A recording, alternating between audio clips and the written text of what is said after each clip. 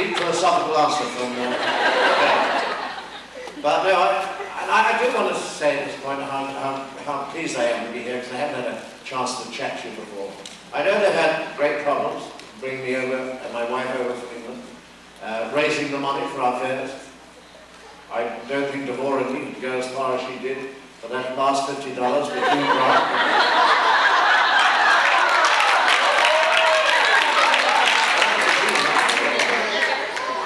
But it is nice to be here, and I've met some lovely people since I've been here who have been very kind to me, because I met a lady yesterday, and we had a long chat together because she lost her mama last week, and so did I. I lost mine last week. And I'm not terribly sad about it. She had a very, very good innings. She was a lot of fun, and we had a lot of fun with her. I'll tell you a bit about her, if I may, because Jay knew her very well, and we spent several Christmas Boxing Days together. She was a funny lady, particularly when she had a couple of Harvey's Crystal Cream shows. I remember she lived in a tiny little community of geriatric spastics. I suppose you might say. Well, they weren't tremendous intelligence. And they lived in this little community in a place called Romsey in Hampshire, and they all had their own little cottages, and my mother was very independent. At the very last, she wanted to live alone. And I decided a couple of Christmases ago, 3 Christmases ago, that I would ask her if she could make a trip by herself from this tiny little village in Hampshire, in England, to come across to spend Christmas with us in California. And without hesitation, she said yes. So I said, okay, well, you've never left this tiny little, so you need a passport. She said, fine. So I said, get the passport organised, I'll send you the tickets. So I sent her these tickets, and about 3 weeks before she was due to leave, I phoned her up and I said, now, have you got your passport? No, she said, because Mrs. Harris, that's a fellow spastic who lives next door, Mrs. Harris said, if I travel TWA, I don't need a passport.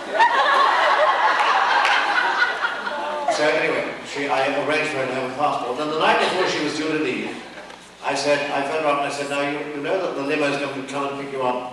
Well, actually, it wasn't a limo. It was a small car, actually, but the car's going to fetch you at 7 o'clock in the morning. She said, yes, fine. But she said, I can't come. I said, why can't you come? I've sent you first class ticket, you've got to come. She said, I can't come.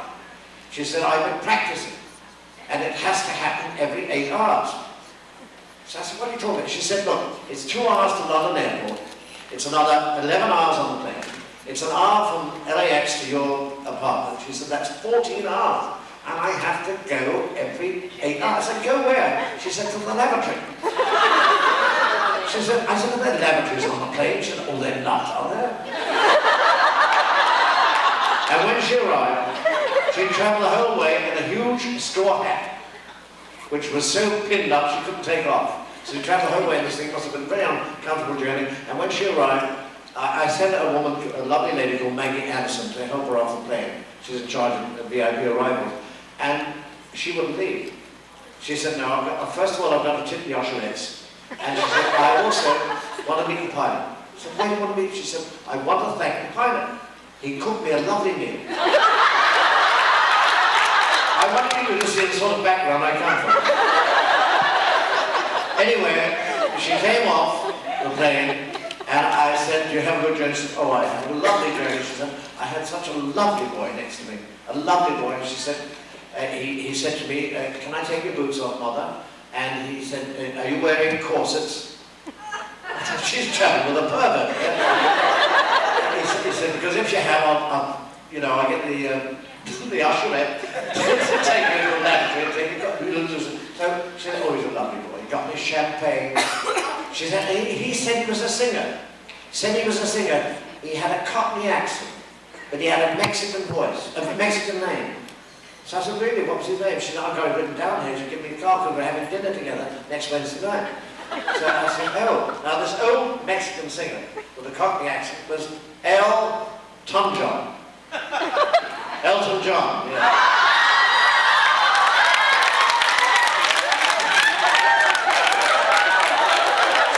So my mom did give us a lot of laughs. And deep deeply sorry as I am that she's not going to be around to have another Harvey's Bristol Cream. I went into I have a mountain home up near Fraser Park, and where Jay has spent a couple of Christmases with us. And on the way up there once, I stopped in at Fraser Park, and we went to a sort of cowboy saloon, a western saloon. And I said, I ordered a large scotch, which everybody was there with a 10-gallon hat. I thought that was a kind of bush thing to do. A large Jack Daniels. And I said to my mum, what do you want, son? I'd like a Harvey's Bristol Cream Sherry. I thought, oh Christ, a cowboy bar, Harvey's Bristol. So I went up to the bar and I said, the barman, excuse me. I said, could I have a large Harvey's Bristol Cream Sherry? I said, what the hell is that? So I said, that's a drink. It's a sherry. It's a sweet wine. He said, say that again. So I said, it's like Harvey's Bristol Cream Sherry. He said, Harvey's Bristol Cream Sherry. God, he said, I'd never heard of that. He said, I'll go look and see if there's any in the back.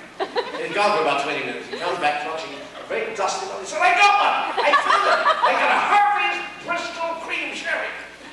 So, you know, you serve about that much. It costs you about 10 shillings a minute. So anyway, I just said, how do you serve this? I said, well, in a glass. So he said, I took a pint mug. And I said, how much do I owe you? He said, I don't know, $1 all right?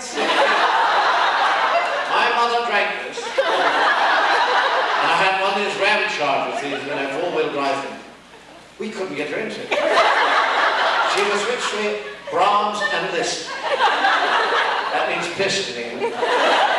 And we really couldn't get her. I mean, we had to get a forklift truck at the end to lift her in this thing. So I remember her with a lot of fun and a lot of very good memories, and I hope that dear lady I spoke to yesterday will have the same memories of her mother.